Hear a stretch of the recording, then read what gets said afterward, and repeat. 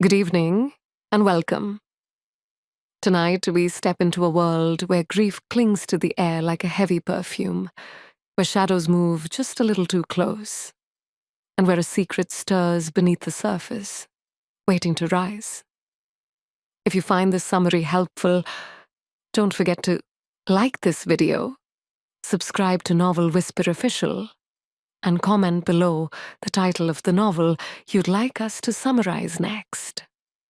We'll make it happen soon. The church is hushed, the silence broken only by the faint creak of pews and the slow rustle of fabric as mourners shift in their seats. Outside, the sky is low and grey, a curtain of clouds pressing down, the kind that makes the air feel heavy in your chest. The smell of damp earth wafts in whenever the doors open, a reminder that the freshly dug grave outside is waiting. You see faces half hidden in veils, pale hands clutching tissues, eyes swollen from crying, or pretending to cry. Funerals bring everyone together, but not everyone comes for the same reason. Some are here out of love, some out of obligation, and a few because they cannot resist the pull of curiosity. At the center of it all is the coffin. Smooth, polished wood that glimmers faintly under the church lights. A box too small for the weight of the grief it carries. Too final. The whispers among the rows are like moths fluttering against the light. Too young, they murmur. Too soon. And yet among those whispers, a darker question curls like smoke. What really happened? You catch sight of the group. The ones people can't help but glance at. The ones who share more than just mourning. They sit together, close enough to look united, yet their eyes flicker with secrets. One picks at her fingernails, another stares straight ahead, as if carved from stone, and another shifts in his seat as though he's carrying a burden too heavy to bear. The priest's voice rises, solemn and steady. Words about eternity, about peace, about letting go. But beneath that calm there's a current, a tension thrumming in the air, as if everyone in that church is waiting for something unsaid, something unspoken. The girl sitting 2 rows back feels it most sharply. She watches the coffin, not with acceptance, but with disbelief, her jaw tight, her chest rising in short breaths. For her, the ceremony feels wrong. The prayers, the hymns, the promises of eternal rest, they don't fit. It's as though the coffin doesn't just hold the body of someone gone, but the beginning of something unfinished. Something that refuses to end here. When the service finally ends, the crowd spills into the grey afternoon. The air outside is sharp and cool, the kind that tastes of rain and smoke.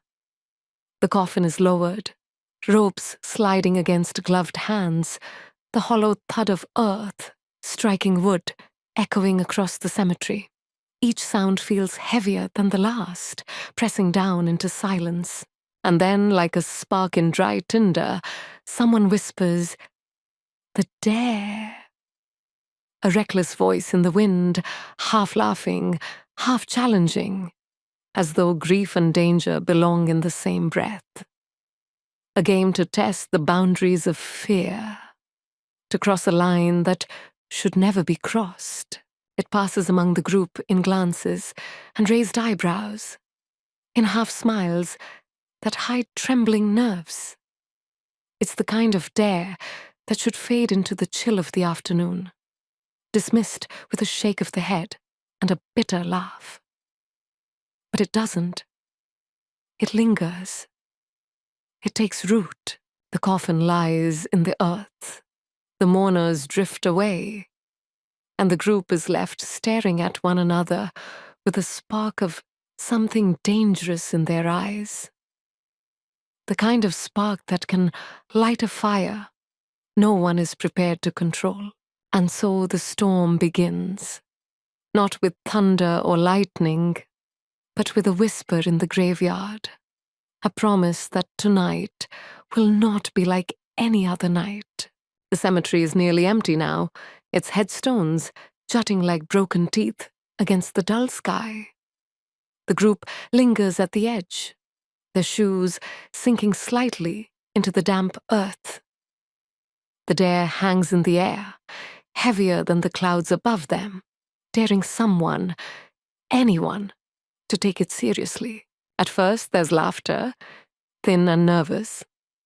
"You wouldn't," someone says, their voice trying to sound dismissive, but their eyes dart sideways, betraying the unease curling in their gut. Another smirks, trying to shake off the tension, but the smirk doesn't reach their eyes. What began as a whisper is quickly becoming something larger, something impossible to laugh away. They walk together, away from the fresh grave, away from the clumps of mourners still drifting through the gate. Their steps crunch against gravel, their voices low, urgent. The dare repeats itself, reshaped in every mouth it passes through. Would you do it? Could you? The words slide into the cracks of their grief, offering a distraction, a release, or maybe just a new form of torment. One of them, the girl with restless hands, finally breaks the silence. "We should do it," she says, her voice sharp, cutting through the air. There's a flicker in her eyes, something wild, something that doesn't belong at a funeral. "We should prove it, that we're not afraid." The boy beside her shakes his head, but too quickly, like he knows she's already won. "That's stupid," he mutters, but he doesn't walk away. None of them do, because stupid or not, the idea has them by the throat. It promises danger, yes, but it also promises clarity, an answer to the ache gnawing at them since the coffin hit the ground. As twilight deepens, the town shifts around them. Lights glow in windows, streets glisten with the sheen of earlier rain, and the chill sets into their bones. They find themselves in the park, where the shadows grow long and the lamplight buzzes faintly overhead. The dare has transformed now. It isn't just a reckless suggestion anymore. It's a pact taking shape. The rules, hastily whispered, are simple. Meet at the edge of the old woods before midnight. No excuses, no backing out. If you do, you're a coward. And none of them want to be the coward. As the group disperses for the evening, each of them walks home with the dare coiled tightly inside, thrumming like a second heartbeat. Their houses welcome them with warm lamps and murmured voices, with dinners left untouched on tables. Parents ask questions they don't really answer. Behind closed doors, their thoughts chase themselves in circles. What if something happens? What if nothing happens? What if the dead don't stay buried? The girl who first said yes lies awake, staring at the ceiling, her pulse thrumming in her ears. The boy who shook his head earlier keeps pacing, whispering half-formed excuses to himself, only to crush them down before they can take shape. Another writes the time on her palm in black ink, as though branding herself to the promise. By the time the clock ticks toward midnight, the night is alive with the kind of tension that makes the skin prickle. The woods wait, dark and hungry, a tangle of branches that sway with the cold wind. Their breath fogs as they gather at the meeting spot. Flashlights clutch like weapons, their faces pale in the moonlight. No one wants to be the first to speak, but the silence presses too heavily, demanding to be broken. So, one of them says finally, his voice trembling despite the grin stretched across his face.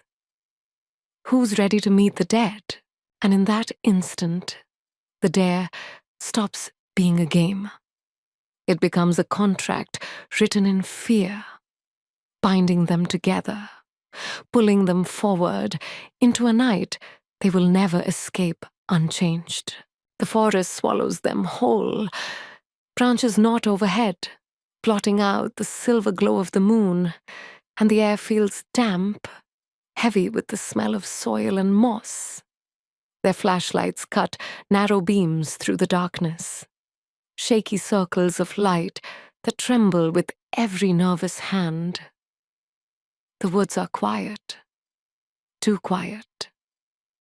Only the crunch of their footsteps breaks the stillness, and each step feels like a trespass. At first they huddle close, joking in brittle voices, pretending the silence doesn't scare them. The laughter comes in short bursts, jagged and sharp, like glass shattering. But the longer they walk, the more their smiles slip. The shadows seem to move with them, leaning in, listening. It doesn't take long for the cracks to show. A careless remark. Why do you even suggest this anyway? Sparks tension. The girl who first pushed for the dare glares, her shoulders tight. Because someone had to, she snaps. You all were just waiting for it. Her voice is harsh, but beneath it is something else. Something desperate. The others glance at one another, silently wondering, waiting for what? The boy who objected earlier can't help himself. This is ridiculous, he mutters. We're out here in the middle of the night for what? To prove we're not scared? To, what, call back the dead? His words linger, daring the darkness to answer. The group freezes, listening, but the forest remains still, holding its breath. Old resentments start to surface, bubbling up like rot under the bark. Someone brings up an argument from months ago, a betrayal too small to matter back then, but big enough now to sting in the silence. Someone else mutters about lies told, about rumors spread. The forest amplifies every word, throwing them back in echoes that sound too much like voices, not their own. Paranoia trickles in, thin and poisonous. Every snap twig becomes a warning, every shadow a threat. They accuse each other in whispers. Who's backing out? Who's too scared? Who's going to ruin this for all of us? Their eyes dart, flashlights sweep too fast, and trust frays thread by thread. Then, somewhere behind them, a branch breaks. Loud, sharp, deliberate. They whirl, beams of light stabbing into the trees, but the forest offers nothing in return. Just dark trunks, gnarled roots, and endless silence. Their breaths quicken. No one admits it, but each of them feels it. They're not alone. The girl with restless hands clutches her flashlight tighter. It's fine, she says, though her voice shakes. It's just an animal. Or the wind. But no one believes her. They keep moving. Faster now, the tension pulling them apart. One drifts ahead, another lags behind, until the once tight circle stretches thin, fragile as a thread. And that's when the first real fracture splits open. A heated exchange, too sharp, too loud, ends with one storming off the path, muttering curses, declaring they don't need this, they're done. The others call out, voices rising with fear and anger. But the sound is swallowed by the woods. The group hesitates. Follow or let them go? Every second stretches into eternity, their unity unraveling with every heartbeat. Because the truth is settling in now, cold and certain. This isn't just a dare anymore. sense something darker, and the forest isn't going to let them leave unscathed. The night presses closer, the air colder, the silence heavier. And somewhere, just beyond the reach of their lights, something waits. The woods grow denser until the path is only a suggestion. Roots stitched like veins across the soil, brambles snagging at sleeves, the air tasting of iron and rain. Their flashlights flicker and sway, thin sickles of light that carve brief shapes into the dark before losing them again. Someone mutters to keep left at the split where the birches lean. But when they reach it, the trees feel rearranged, as if the forest has breathed and shifted while they weren't looking. Wait. A hand shoots out, fingers clamping a wrist. All beams swing the same way and stop, pinned to a low stone boundary, half swallowed by moss. Beyond it, the ground dips toward an old service road, the kind parents tell you not to use after dark. A shape lies where shadow pools deepest, almost camouflaged, until a pale palm gleams back like a dropped moon. For a second, nobody speaks. The night is a held breath. Then the first scream scrapes out of someone's throat, and the spell breaks. Lights jitter and clatter across the scene, landing on a face they know. The recognition hits like a fall through ice. Jet. Her hair is wet with leaves, a shock of dark against the beaten earth.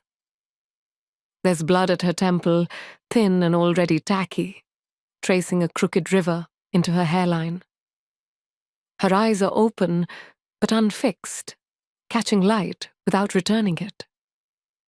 A scarf is twisted around one wrist, where the skin shows red burns, as if something had bitten there and wouldn't let go. Jet. The name is a plea, a command, a curse. Knees find mud. Somebody's hoodie becomes a pillow, useless and tender. Fingers hover and don't quite touch.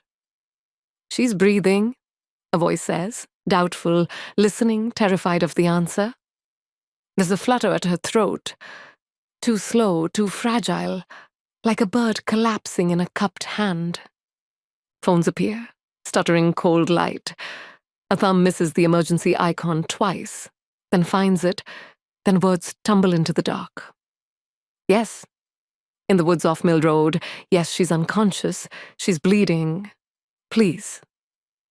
The dispatcher's voice is steady and distant. Keep her warm. Don't move her head. Is she alone? The question hangs there.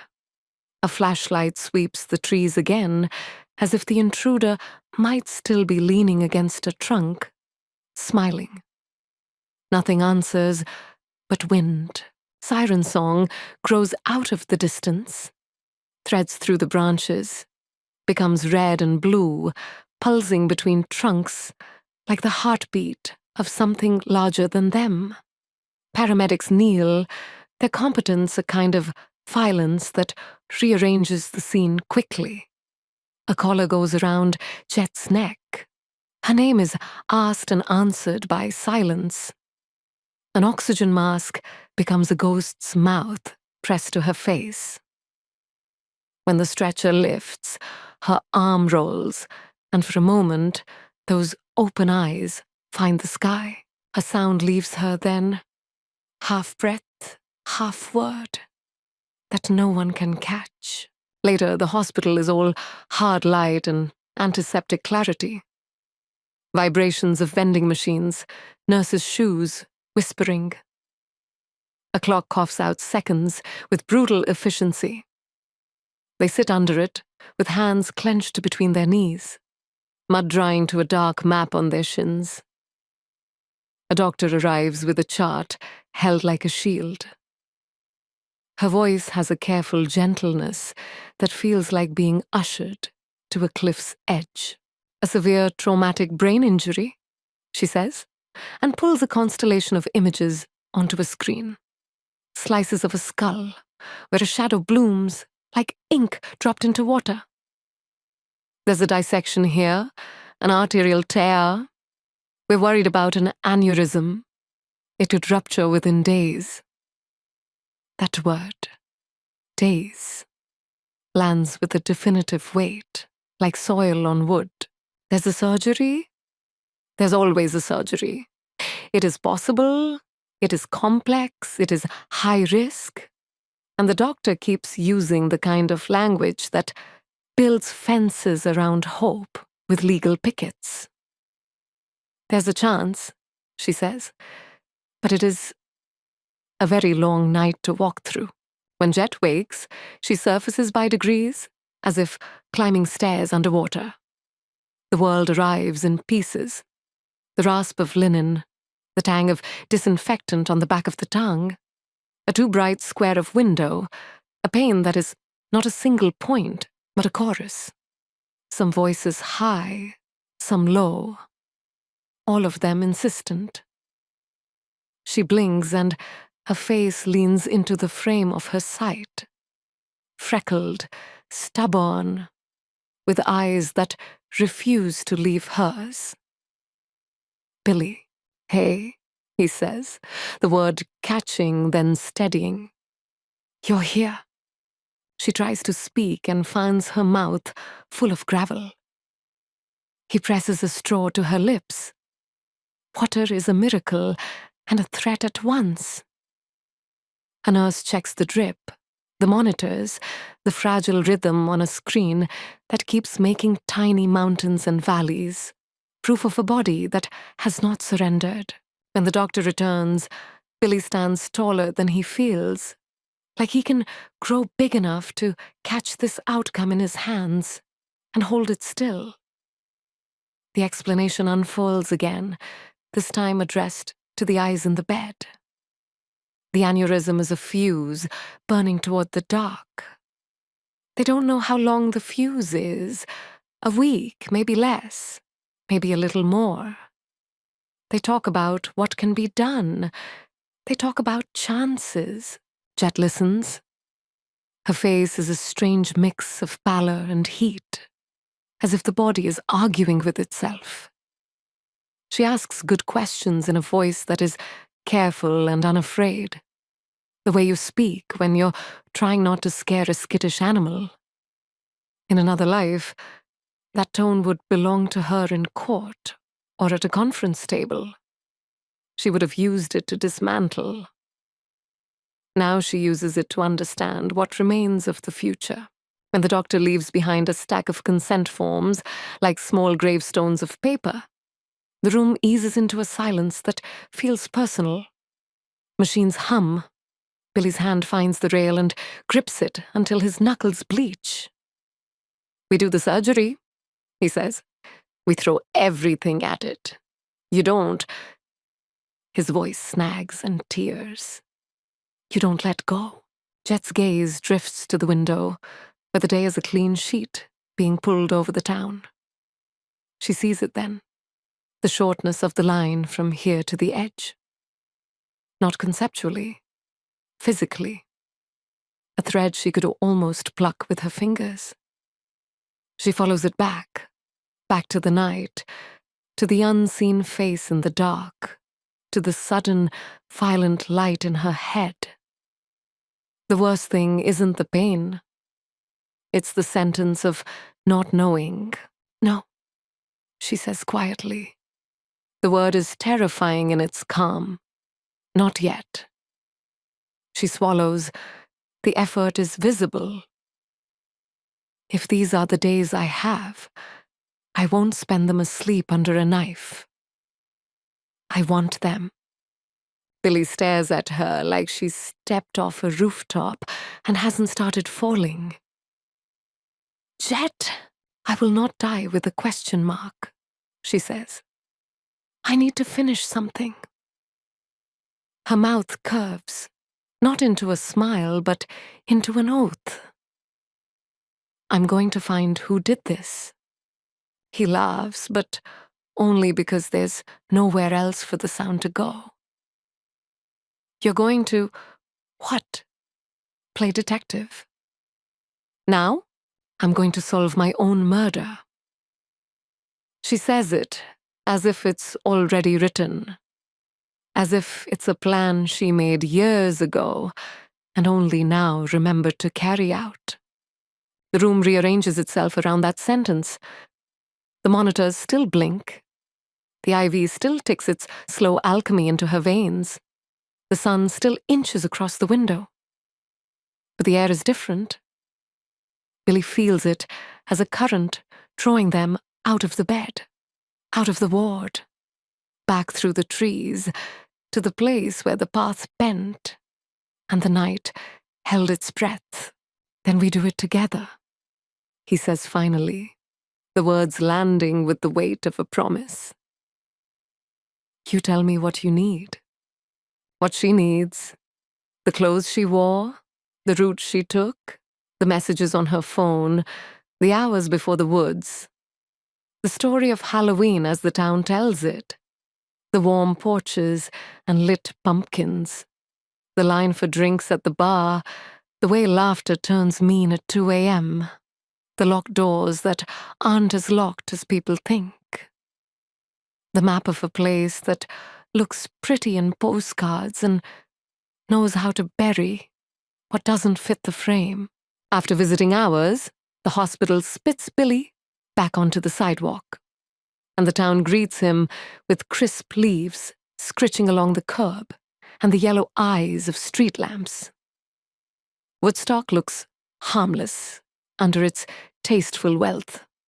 White clapboard and clean sidewalks. Money so old it doesn't remember being green. But tonight, he can feel the deeper grain of it. The knotted places where grudges have grown around secrets. He pulls his hood up against the cold and starts walking the route he knows she took. Past the square, where the jack-o'-lanterns sag now into sad smiles. Past the thrum of a bar, where music smears against glass. Past a gate that always sticks unless you know where to lift. He tries to imagine her steps inside his steps. Her last clear minute before the dark opened. He tries to imagine a shape moving in that dark, with purpose. Back in the hospital, Jet lies awake, counting the small sounds. A cart squealing, a cough, a door sneaking shut, the faraway drop of something metallic. She doesn't know if the aneurysm will make itself known like thunder or like a candle going out. She only knows that the fuse is burning and that every breath is both borrowed and hers. She closes her eyes and sees the stone boundary, the claw of roots, the quicksilver flare of a face she can't fix into a body. She holds the ghost of it in her mind, like a photograph you only got to look at once. There's fear, yes. It sits politely at the edge of the bed, hands folded. But beneath it is something else, hot and clean, a will sharpened to a point. The town can keep its secrets. The dark can keep its quiet. She will take what time remains and make it answer. The vow is not spoken aloud, but it hangs in the room with the weight of wet stone. Jet's words, "I'm going to solve my own murder," echo through Billy's mind like a bell still ringing long after the clapper has stilled. And in that strange electric silence, something takes shape between them. A pact. Not written on paper, not carved into stone, but bound in fear, loyalty, and the terrible knowledge that the clock is ticking inside her skull. Billy returns the next morning with coffee gone lukewarm in his hands, shadows bruising his eyes from a night spent walking streets and running memories in circles. Jet is already awake, propped against pillows, a notebook open on her lap. Her handwriting sprawls, shaky and uneven, but the determination in every line is unmistakable. "We're not starting from nothing," she says. "Pieces exist. We just need to stitch them." The pact becomes real in the way they work. Jet recounts everything she can remember of Halloween night, fragments torn by pain and blackouts. Billy listens with the concentration of someone afraid to miss a single syllable. She remembers a party, music pounding, laughter spilling out onto sidewalks slick with spilled drinks. She remembers a face too close, breath laced with alcohol and something sourer. Then flashes, the cold bite of wind against her skin, the press of shoes against roots, voices, 2, maybe 3, blurring in the dark. And then nothing, until she woke beneath hospital lights. It's not enough. It's a map with only one road half sketched. So they begin to build around it. Billy pulls up messages on her phone, scrolling through texts that now read like riddles. "See you at the clearing. Don't chicken out." And one, shorter than the rest, that prickles the back of his neck.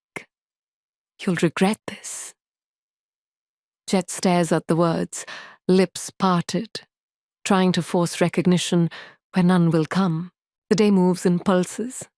Nurses checking vitals, monitors clicking and chirping, Jet's pencil scratching lists she can barely keep straight. Each time she falters, Billy steadies her. Each time his courage slips, Jet's burning gaze pins him back in place. Together they draft rules, unspoken but understood. They tell no one. They trust no one. Whatever happened out there, someone close knows the truth, and that someone may already be watching. That night, they whisper plans under the mechanical heartbeat of machines. "We go back," Jet says, her voice low but iron strong. "We retrace it. All of it." Billy bristles. "You can barely stand, Jet. If you push—" But she cuts him off with a look so fierce it silences him. "I'd rather collapse, chasing the truth, than wait for death in this bed." The words linger, stark and raw. There is no arguing with them. The following evening, against every warning, Billy smuggles her out. A stolen wheelchair, a blanket thrown across her shoulders, a route that slips past nurses too tired to question. The night air slaps Jet's cheeks like a baptism, cold and sharp, and for a moment she closes her eyes, drinking it in as if it's the purest thing she's ever tasted. The town at night feels different now. Every porch light seems to watch them. Every car that passes makes their pulse leap. They move through back streets, retracing steps that grow heavier with each turn.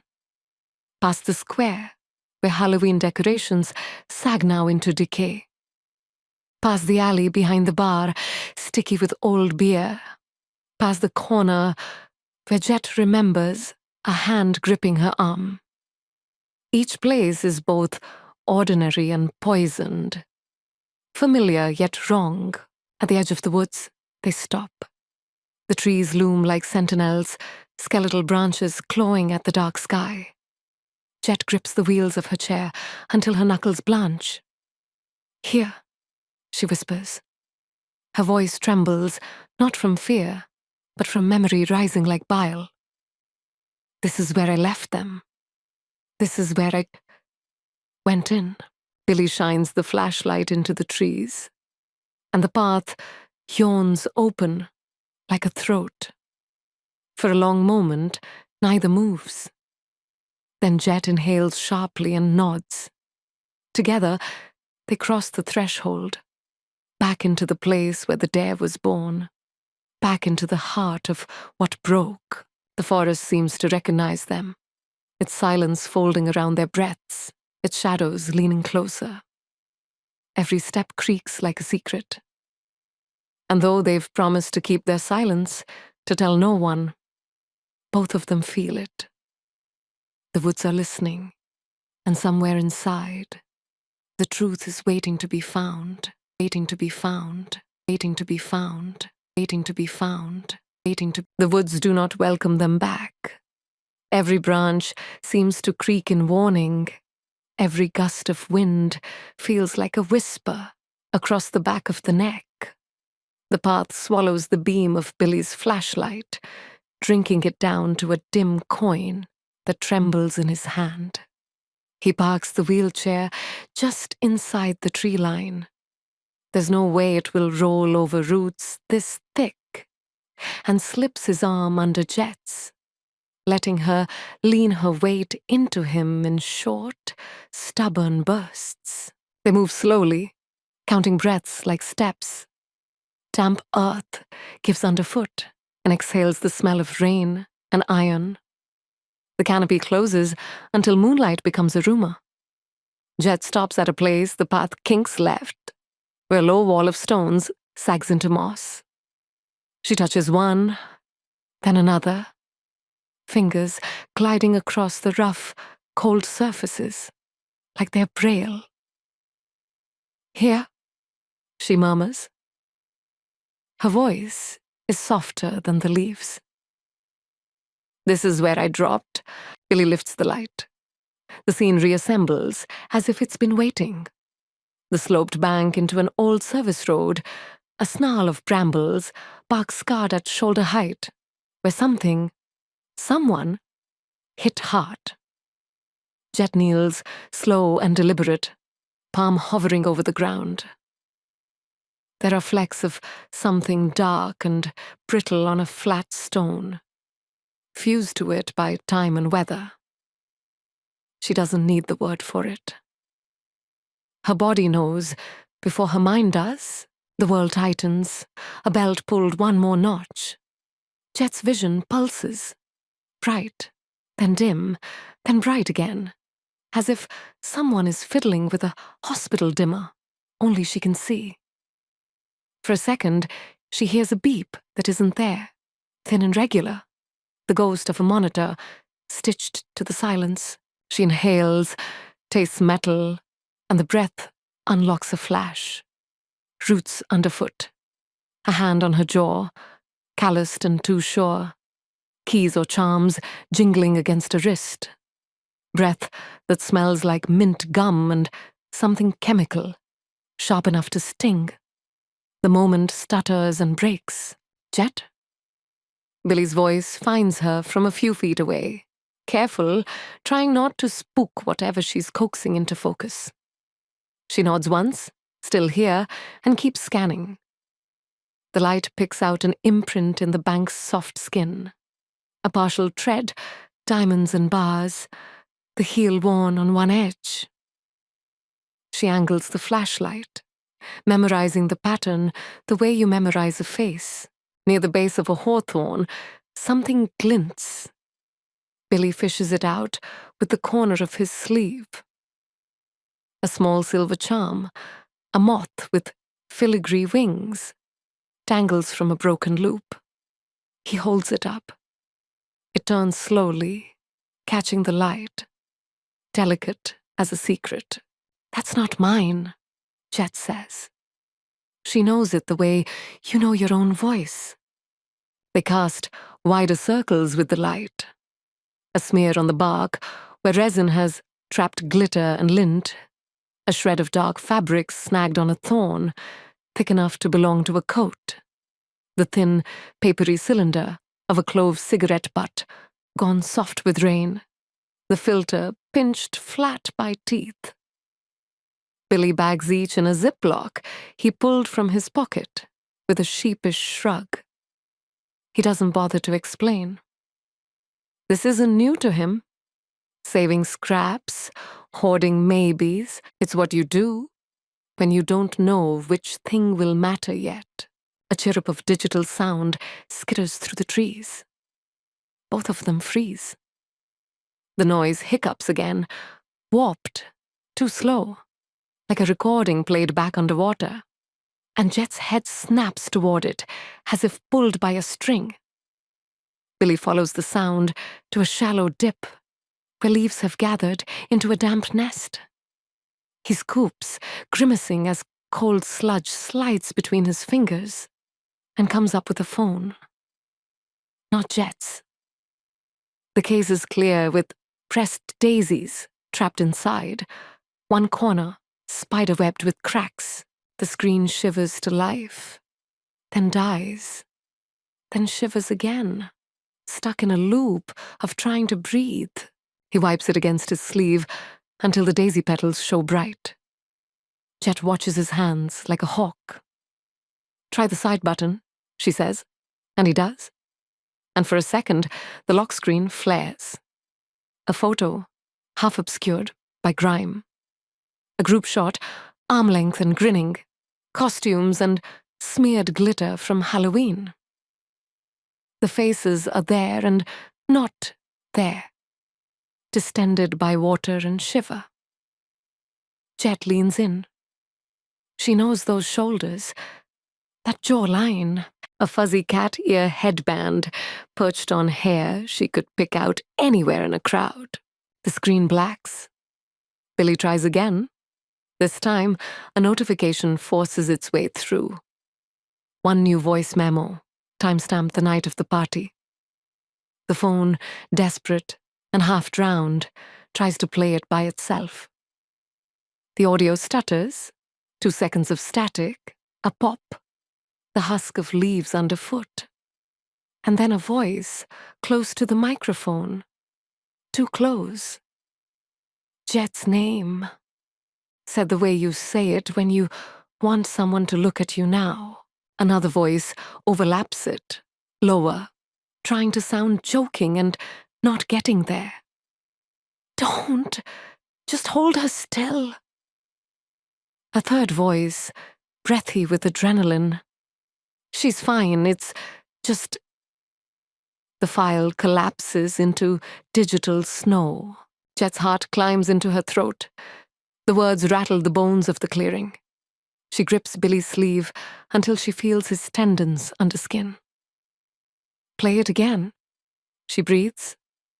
He does. Same stutter, same 3 voices, the last one reaching for casual and catching menace instead. On the 3rd try, a new scrap emerges. A curse hissed between teeth and a clatter of metal, like a ring hitting stone. Keys. That was real. Not a trick of panic. Billy pockets the phone. "We can dry it, pull the memo, clean it up."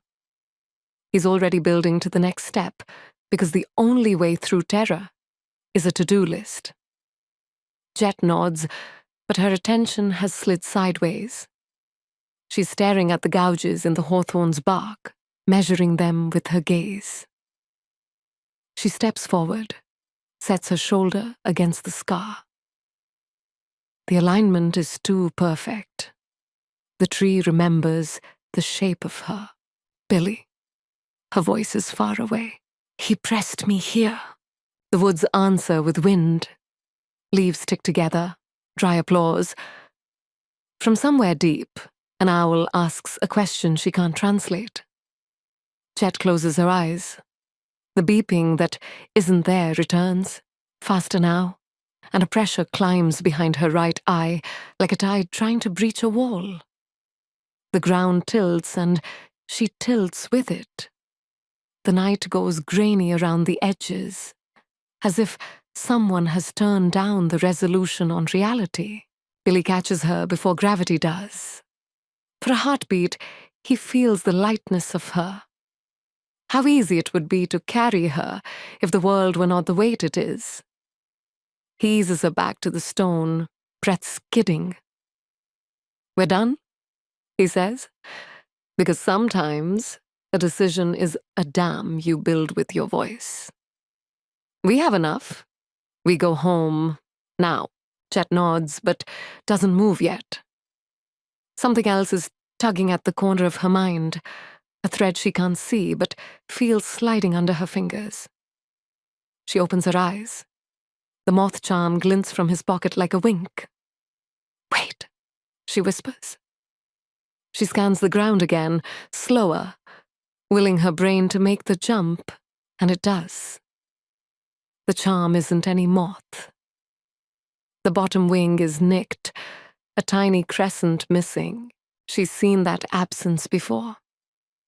A matching charm on a bracelet of silver links, worn by someone who clicks it when she's nervous. Click, click, click. A branch cracks to their left. Not animal small. Deliberate. Both lights swing. The beam skates over trunks, over thorns, over nothing. The crack was close, too close. The feeling of being watched condenses into a point so sharp it could cut skin. "Hello, hi," Billy calls, an idiotic word in a place like this. It hangs, then drops. No answer. The silence folds tighter until it becomes a sound of its own.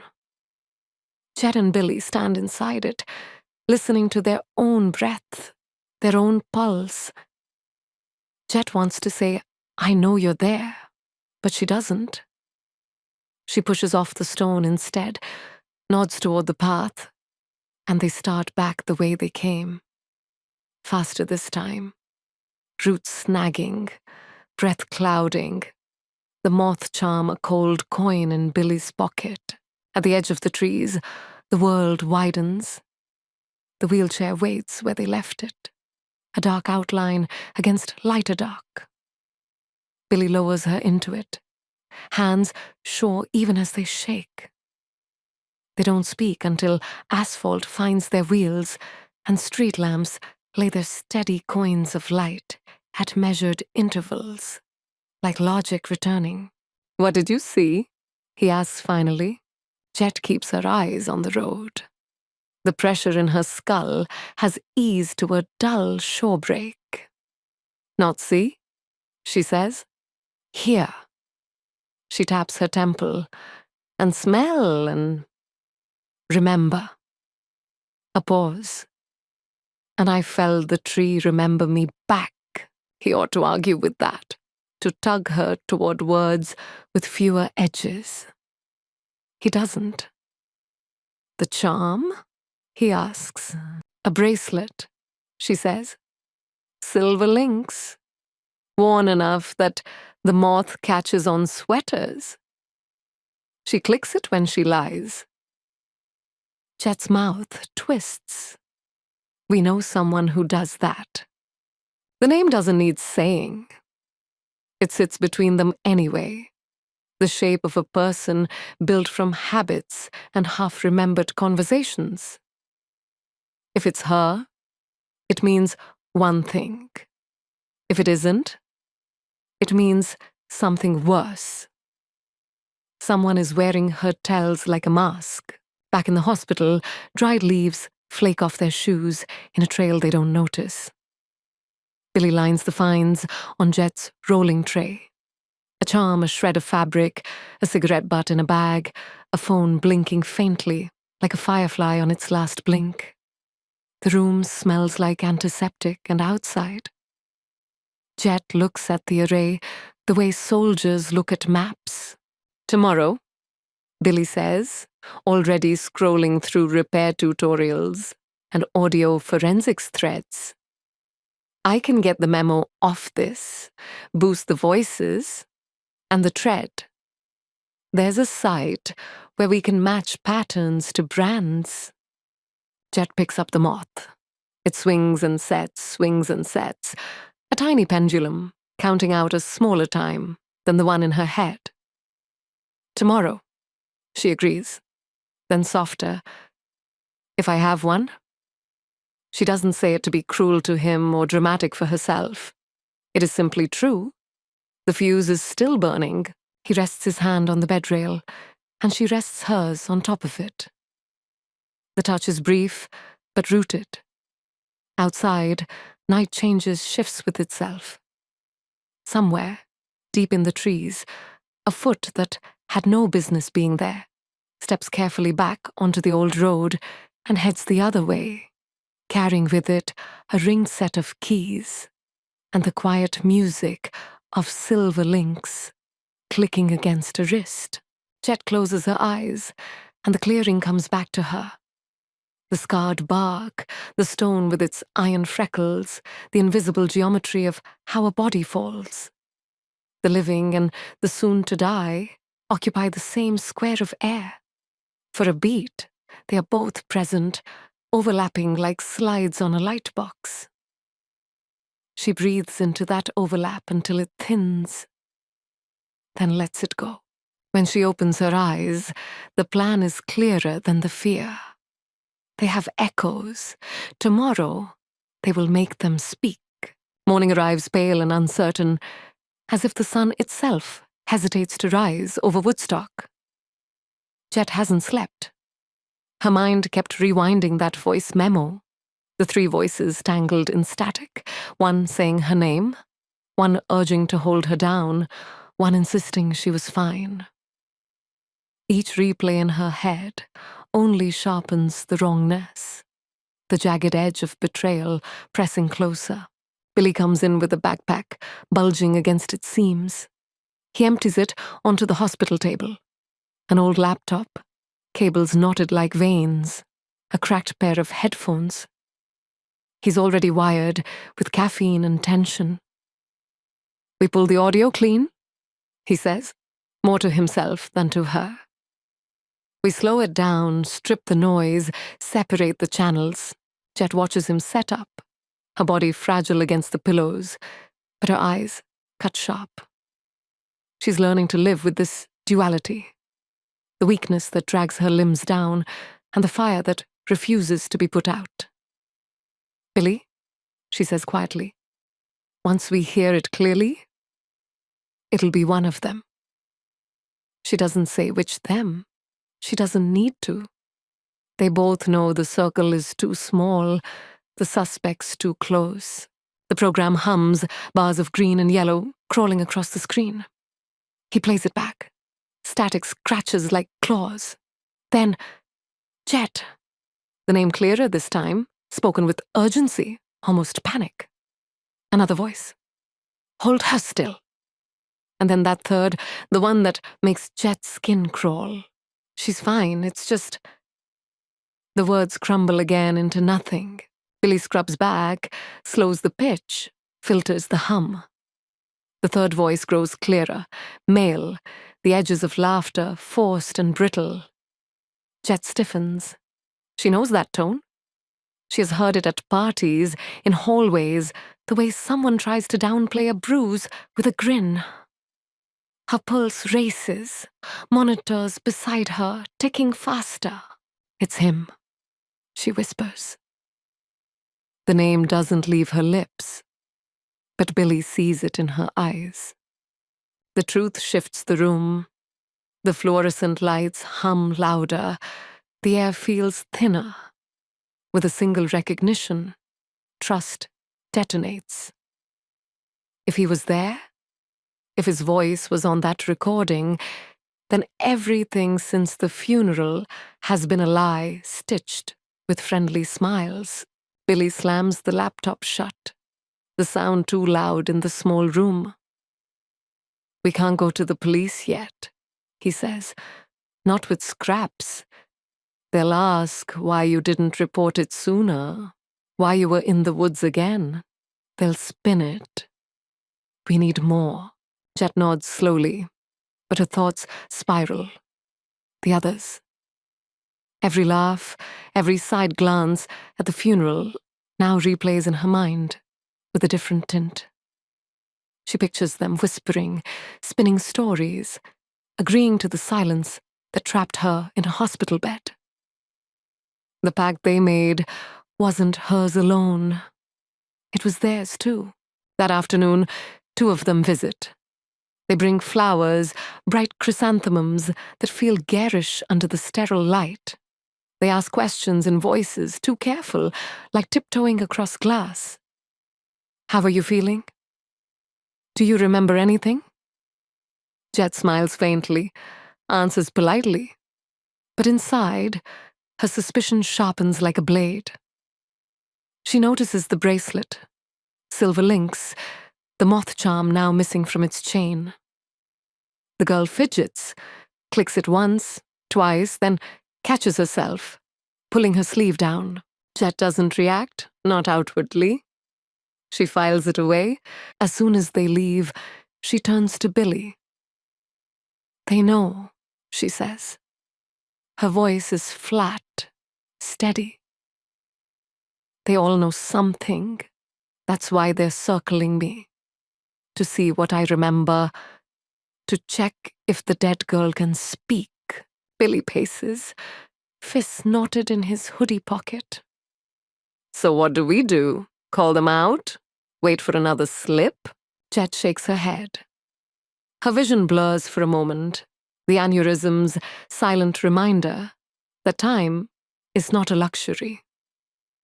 She blinks until the world steadies. No, we make them unravel. Secrets rot in silence. We force them into the open.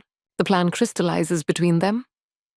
They'll invite the circle back together under the guise of healing, of clearing the air.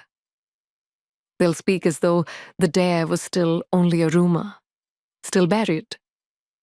And then, piece by piece, they'll watch for the cracks, the lies, the guilt.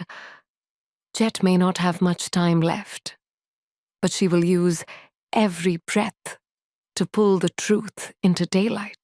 As evening settles, the hospital window glows with the setting sun, gold pressed against glass. Jet lies awake, her hand resting on the tray, where the moth charm gleams faintly. Each click of the monitor feels like a countdown. Outside, the town hums with ordinary life. But inside, the air is thick with inevitability. The silence between her and Billy is not empty. It is loaded, trembling, the moment before a storm breaks. Tomorrow, the masks begin to slip. The night before they bring everyone back together, Jet rehearses the questions in her head, like an actor before opening night. She knows her strength is fleeting. Every word she speaks costs her. Every step threatens to buckle. But the script has to live in her bones if it's going to work. She tests each question for weight and edge. The kind that grazes first, then cuts when someone answers too quickly. By morning, she has a handful that hum when she touches them, as if they're already close to truth. They choose a safe room that feels unsafe anyway. A sunlit living room with tall windows and tasteful plants, the kind of place where apologies go to be believed. A tray of store-bought pastries sits like props. Billy moves chairs the way a stage manager blocks actors, angles them into a loose circle that looks casual and is not. When the doorbell rings, his breath nicks. The first to arrive brings a brittle smile and a casserole nobody will eat. Then a pair with rehearsed sympathy. Then another, late and flustered. They all speak softly, like volume itself might break Jet. None of them expect Jet to be here. When she wheels in, the room tilts. Their faces flicker. Surprise, pity, annoyance. Something darker, quickly smoothed. There are murmurs, "You should be resting," and hands hovering near her shoulders as if she might dissolve. She thanks them with a voice so even it becomes a mirror. What they say reflects back at them, unchanged. They sit. Billy stays close, an anchor she doesn't lean on. Jet lets silence run a few beats longer than comfort allows, watches who fills it first. A boy clears his throat. "We thought this was just to check in," he says. "To heal." His eyes won't land. She doesn't help them find her. It is, she says. And the small conjunction lands heavier than but. I'm also trying to remember. The edges are coming back in pieces. I hoped being together might shake something loose. A shuffle of assent. They want to be helpful. They want to be seen being helpful. Jet nods at the tray. No one takes anything. The room smells of cinnamon and nerves. She starts with the softest question. Where did you go after the bar? An easy thing, answerable a dozen ways. They map their routes, and Jet watches for overlaps. Who says we? Who says I? Who says an exact time the way you do when you've practiced saying it? She asks about the path behind Mill Road, as if it's just a landmark. 3 of them look at Billy instead of her. She files that away. Her gaze moves, light as a moth's shadow, to the girl with the silver links. A sleeve rides up. The bracelet flashes. The moth is still missing from its chain. A tiny absence that rings louder because the rest is present. The girl notices Jet noticing and tucks her sleeve down. A 2-second delay between thought and action that says everything. I lost my phone that night, the girl says suddenly, too brightly. At the party? I tore the place apart the next day. It's probably gone. Her voice hits the word, probably like a lifeboat. Billy doesn't look at Jet. He keeps his gaze on the coffee table and slides the clear case with pressed daisies into the light.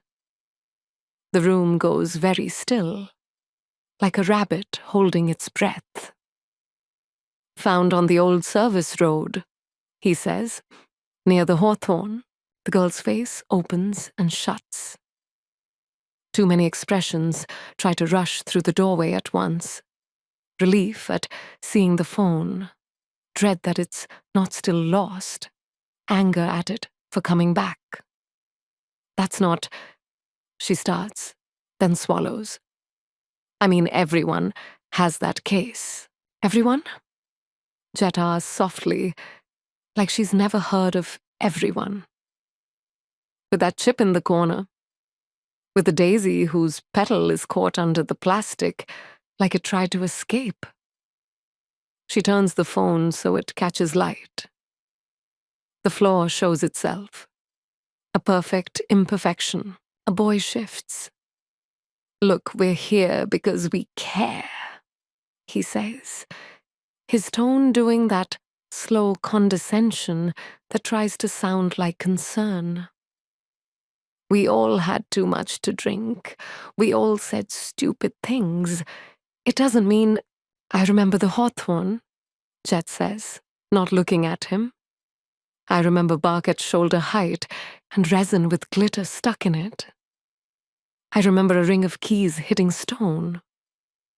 She pivots to the girl, gentle as a hand placing a glass on a table. And I remember the click of your bracelet when you lie. Click, click, click. The girl's hand, as if possessed of its own shame, gives the tell away. She snarls her sleeve down as if she can bury sound. Fine, she says, and something in the word cracks. Not a collapse, a release. The room inhales. I was there. The confession drops like a coin in a deep well, and for a moment, no one breathes to hear how long until it hits. The girl lifts her chin toward Jet with a show of defiance that cannot hide fear. We followed you because you left. You were. She gestures, fingers making a loose circle near her temple, the universal sign for a mood misread.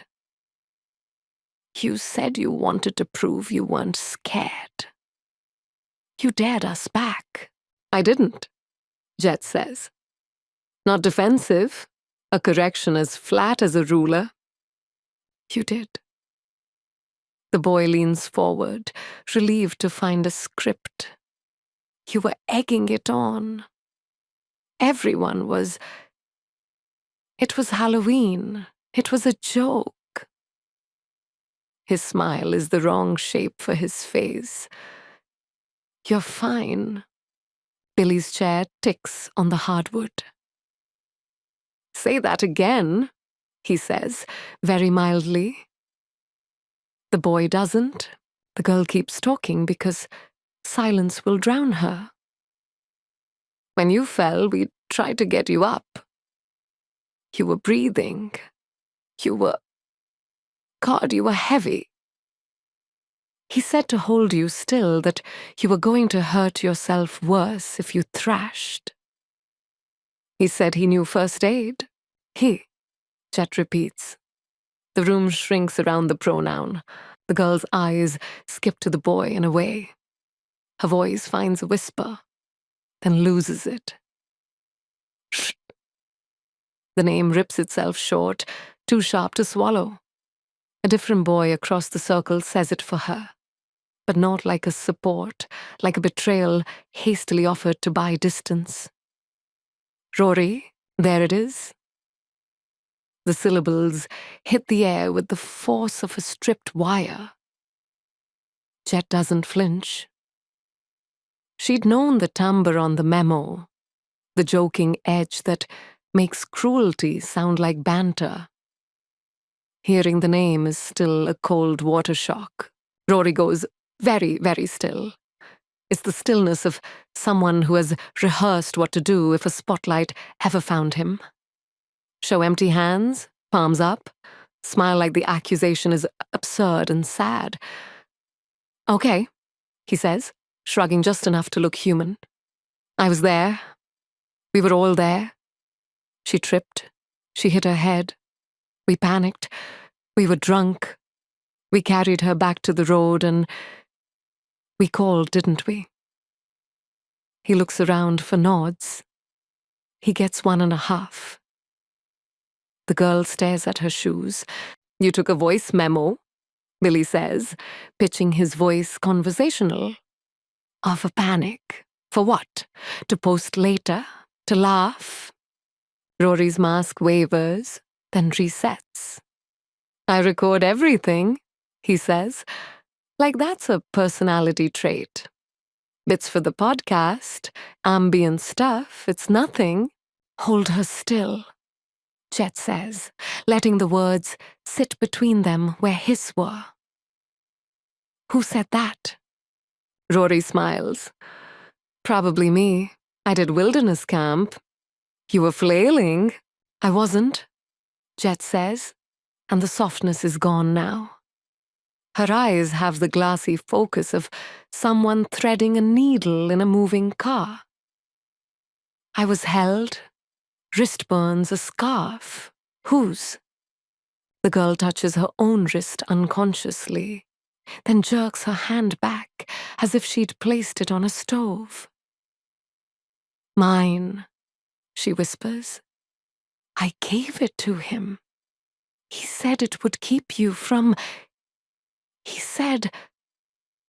The rest folds under her tongue. There it is. The slip. Not the admission of presence. The admission of hierarchy. He said. He decided. They obeyed. The circle has a center, and the center is not Jet. What about after? Billy asks. Who decided we don't talk about it? Who decided the story at the funeral? Enough, Rory says, not loud, but with that clipped cadence used to shut doors.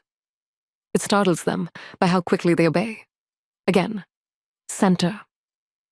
We are not doing this witch hunt thing. She's alive.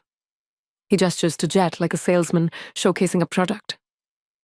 Not dead yet, yeah? So stop saying murder, like it's a thing that happened. The phrase lands wrong. The room feels it. Jet meets his eyes and finds nothing there that recognizes what a body is for. I'm alive, she says. Until I'm not. The doctors say the fuse is short. You knew I was hurt and left me on a road like a lost shoe. Like we were supposed to do what? Rory's smile finally cracks into teeth. Confess to what exactly? Being idiots? Welcome to America. A glass tips. No one touches it. Still it goes, like the room itself wants noise. It shatters. That's when the girl breaks. We were supposed to call sooner, she blurts, words tumbling. He said wait. He said if she woke up, we'd walk her back like nothing happened. He said we'd get expelled if anyone knew we were in the woods. He said, she's crying now and furious at herself for it. He always says, Rory stands, a smooth upward glide that rearranges height and therefore power. I'm leaving. Not yet, Billy says, also standing, not smooth, but solid. The gap between them is a teachable distance. The bracelet, he adds, turning to the girl, and sets the moth charm on his palm. It fell off when you were holding her. It's yours. The girl's shoulders cave. She reaches and stops herself. Shame is a physical object now, heavy and handled. It is, she says hoarsely. I was there. We all were. But I swear, I didn't hurt you. She looks at Jet like it might be possible to be forgiven if you aim enough honesty at the wound. I should have called sooner. Jet's head throbs with a hot, tidal pressure. Her vision tunnels and widens, as if the room is breathing wrong. She rides it out with her teeth set. You will help me, she says, calm rethreaded. You will tell me what he said before he said, hold her still. You will tell me where he went after. You will tell me what he took off the ground. The girl nods too fast. Keys, she whispers. He picked up keys. They weren't his. Rory laughs. One ugly syllable. And then he is halfway to the door. Get a lawyer. He tosses over his shoulder like a party tip. Before you slander someone who saved your life, the door slaps air. Silence rushes back in, jagged with breath. Someone swears softly. Someone else says they should go. And then they do, because chaos gives cowards a path. In minutes, the room is empty of everyone except Jet and Billy, and the pastry tray that has started to look like evidence. Jet exhales, slow and measured, like lowering a box marked fragile. The mask slipped. Not all the way, not enough to see the entire face beneath, but enough to see the outline. They have a name, a hierarchy, a set of keys that changed hands. The story has shifted from fog to map. Her hand finds Billy's. Next, she says, and there is nothing dramatic in it. Just the next step, laid like a stone in a stream. We make the recording say the rest. The night deepens, and with it, so does the weight of what has been unearthed. Jet lies back against her pillows, her body trembling with the aftershock of confrontation. Her head pounds with a rhythm too close to the ticking of the clock on the wall. Each throb a reminder that the fuse inside her is still burning. But her eyes, they are alive, fierce, lit with something that feels almost like triumph. The mask had slipped. Rory had shown himself, if only for a heartbeat. That heartbeat is enough. Billy sits beside her, laptop open again, the daisy phone plugged in with a desperate tangle of cords. He is working in silence, his face hard with focus. The voice memo plays on loop, slowed, stretched, filtered through layer after layer of software. Each pass strips away static. Each pass sharpens the edges. On the 7th run, the words crawl out like bones pushed through dirt. Jet. Urgent. Panicked. Hold her still. Commanding. Sharp. She's fine. It's Rory's voice, brittle and failing to sound casual. And then, faint but clear enough now to raise the hairs on Jet's arms, the scrape of metal against stone, followed by a muttered curse. Then another line, one that makes her blood run cold. Don't let her wake. The room seems to contract around the sentence. Jet's breath catches. Billy freezes with his fingers on the keyboard. The implication is undeniable. They hadn't been trying to help. They'd been trying to keep her under, to keep her silent. For a moment, the truth is too large to hold. Jet closes her eyes, her mind dragging her back to the hawthorn, the weight on her wrists, the world flickering like a faulty bulb. She feels again the panic in her lungs, the taste of dirt on her tongue. She had not imagined it. She had been fighting, and someone had wanted her not to. Her chest heaves. Billy grips her hand hard, his thumb pressed into her pulse, like he's making sure it's still there. "We have him," he says, his voice low and certain. "We have him on tape. He can't talk his way out of that." But Jet shakes her head. Not enough. They'll say it's edited. They'll say it's taken out of context. He'll smile, he'll twist it. He'll make it look like I'm confused, broken, dying. Her voice cracks, but her will doesn't. We need more. We need everything. The decision sharpens between them like a blade. They have to go deeper. The pact of silence that once bound the group has fractured. But truth is still buried under fear. The others are wavering, pulled between loyalty and guilt. But Rory is the axis. If they can break him fully, the rest will collapse. Billy insists on rest, but Jet refuses. She leans forward, fire blazing, even as her body protests. "Tomorrow night," she says, "we go back to the woods. We force the memory. If I'm running out of time, then I will use what's left to take him down." Billy doesn't argue this time. He only nods, his jaw set, his eyes dark with something between terror and devotion. He will follow her into the dark, wherever it leads. The next night, the forest greets them with wind, sharp as knives, and shadows that twitch like living things. Billy pushes the wheelchair as far as it will go, then lifts Jet carefully, step by step, back to the clearing where bark still bears her scar. She presses her palm to it, her body shivering as fragments flash behind her eyes.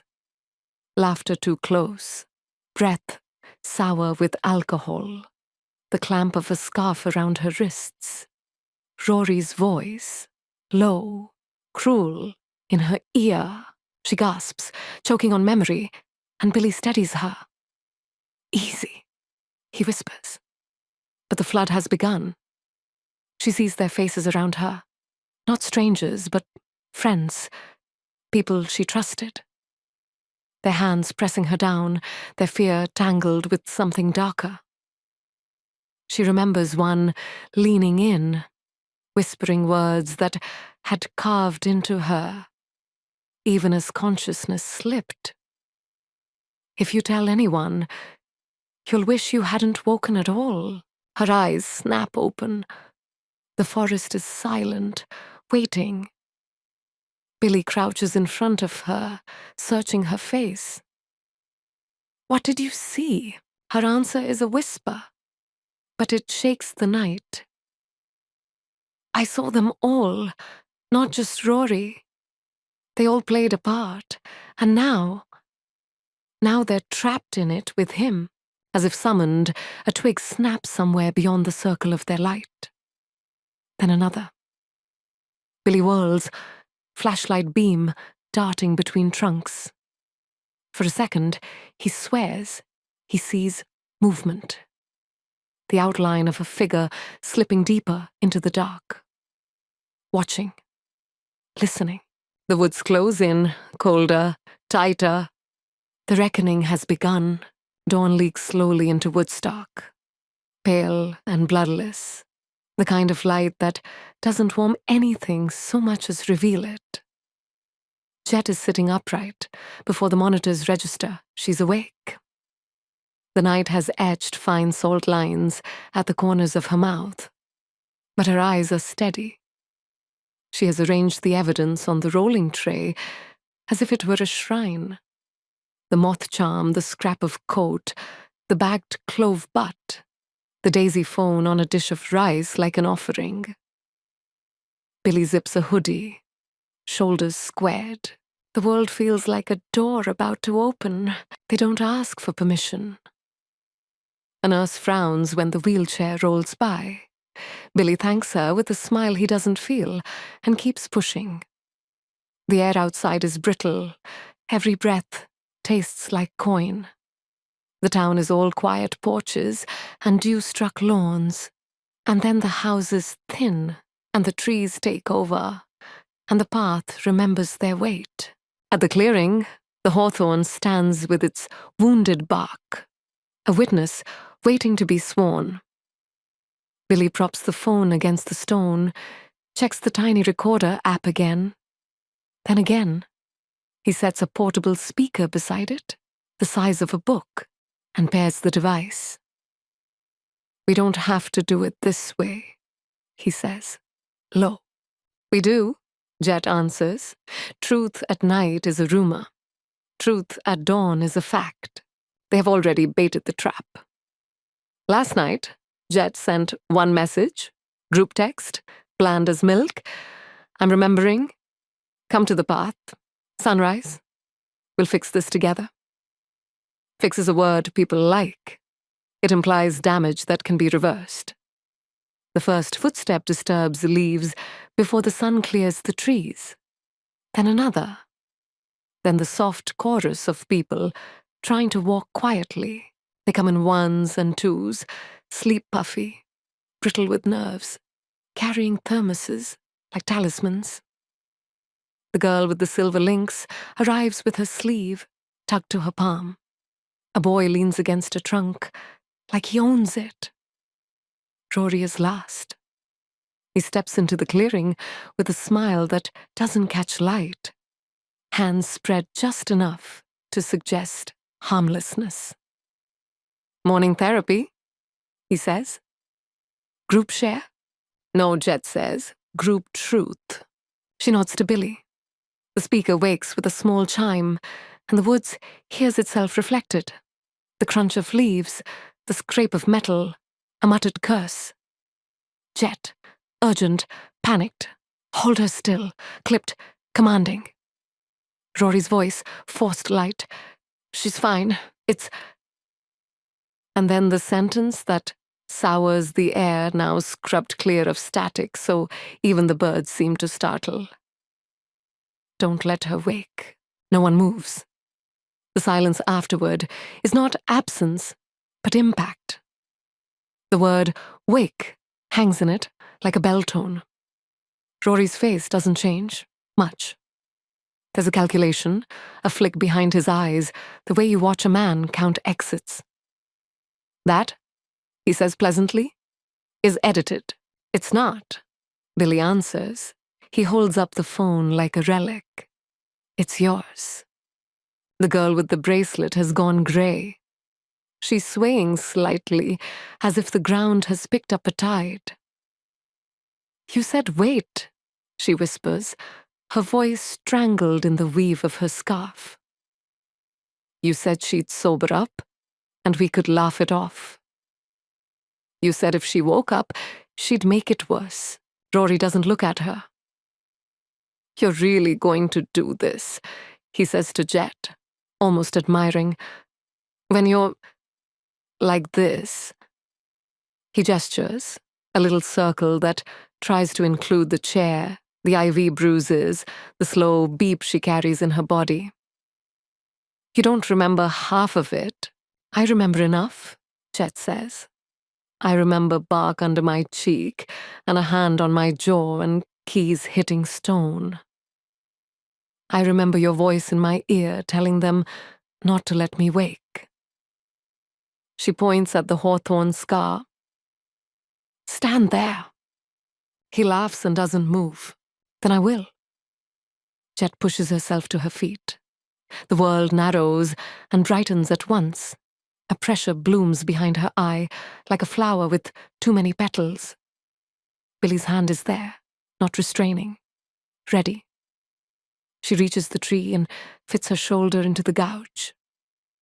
There is a strange, terrible intimacy in it. Like placing your palm where someone else has pressed theirs on a window. The alignment is perfect. You did this, she says to him. You made me fit the bark. Something loosens in the group. A shudder that isn't quite wind. The boy at the trunk mutters a curse. Another stares at his shoes, as if truth might be written there. The girl's bracelet clicks. Click, click, click. Keys, Jet says, still in the scar. You picked up mine. Rory's eyes flicked to the ground and back so fast you could pretend you didn't see it. Okay, he says. Say I did? So what? I kept them for you. You used them? Billy says, voice gone quiet, with a new kind of fury. You used them to get into her apartment. Doorbell camera caught your jacket. Same torn cuff. He lifts a scrap of fabric in a bag. You went in to wipe whatever you were scared of. Messages? Calls? Rory's laugh turns hard. Or maybe I dropped off Soup. Soup doesn't log into voicemail. Jet replies. Soup doesn't delete. He takes a step forward, hands open, smile narrowing. You all hear this? She's building a story around a headache, around a... He searches for a word that will make her small and finds one he thinks is gentle enough to get away with. Condition. The girl flinches, like she's been struck. Don't, she says, sharp. She turns to Jet, tears not falling yet, but waited. He told me to give him my scarf. He said it would stop you from hurting yourself. He said not to call yet. Her sleeve slides. The bracelet glints, mothless. He made it sound like helping. It wasn't, Jet says, but you can help now. The woods feels more crowded than it should. Full of things unsaid and listening. Jet steps away from the tree, the world smoothing around its edges, and faces Rory. Say it, she tells him. Say the sentence without the smile. I want to hear what it sounds like in your real voice. He doesn't, and because he doesn't, the others break before he does. A boy who had not spoken yet finds his voice and hates the sound of it. He told us if we called right away, we'd be blamed. He blurts. He said she'd say we hurt her. He said she was dramatic. Another nods, fast and ashamed.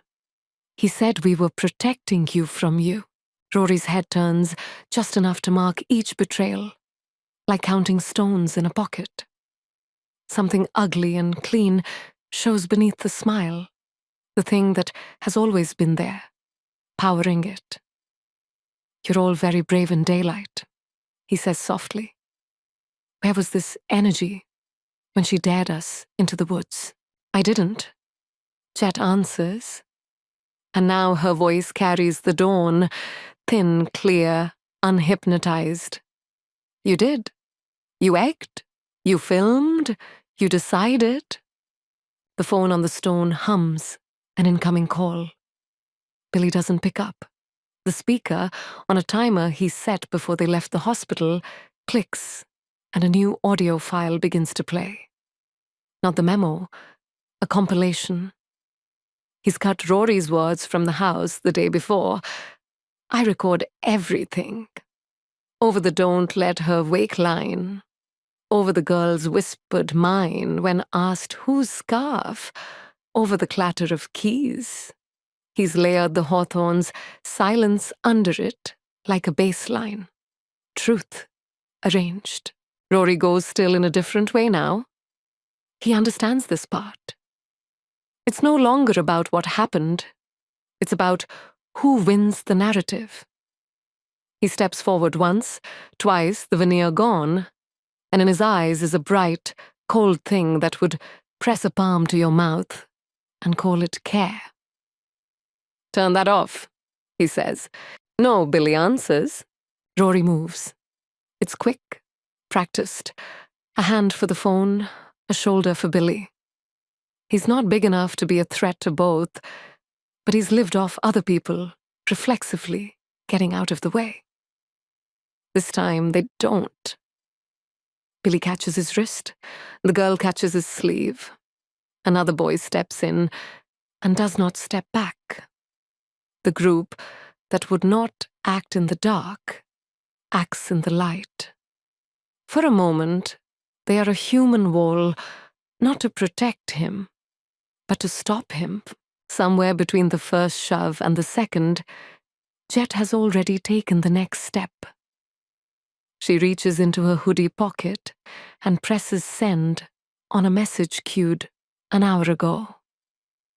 An email to a detective whose name she learned from a volunteer badge at the hospital desk. With a link to a cloud folder Billy set to public at sunrise. Audio files, timestamps, a photo of the bark, of the tread, of the charm, and a statement typed in a careful, steady hand. If this is the last thing I manage, let it be the truth. The clearing fills with a new sound. Sirens far off, a rumor resolving into approach. The group glances at one another, at Rory, at Jet. No one runs.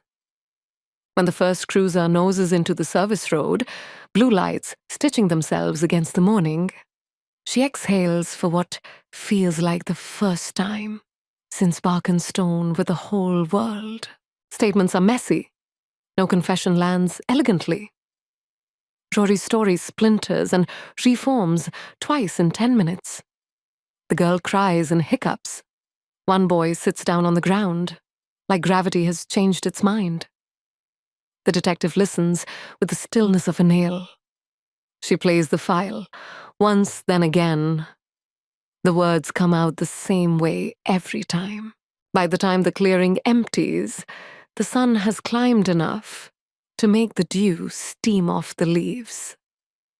Billy kneels to Jet's height and presses his forehead to hers. And for a moment, they say nothing, because what is left to say isn't words. You did it, he whispers finally. We did, she corrects. The pressure in her skull is still there, an old tide, but the edge has dulled, as if truth has taken one hand off her throat.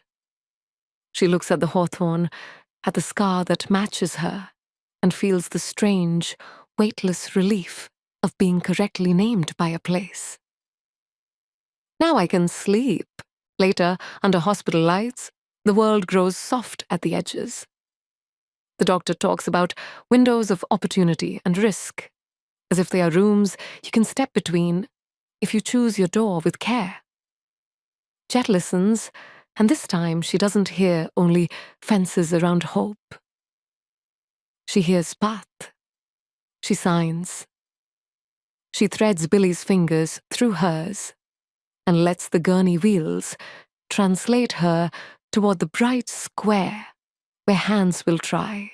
As the ceiling tiles slide above, she thinks of the hawthorn, of dawn, of the simple words that fix the world to itself. Don't let her wake. Then she thinks of a different sentence, one she's carried since the first clarity in the I see do, the one that turned fear into purpose. I'm going to solve my own murder. She has done that, or the part of it a living person can do. The rest is surgery and sleep and the unspectacular, holy work of waking after. They pause at a door. Billy's face hovers, worn, radiant, stubborn. She smiles. Not quite dead yet, she says. And the joke is a prayer. And the prayer is a promise. The doors part. Light. Then the cool glove of anesthesia rising, gentle as a tide. Jet lets it take her, not as erasure, but as the next true thing, true thing, true thing, true thing, true thing, true thing, true thing.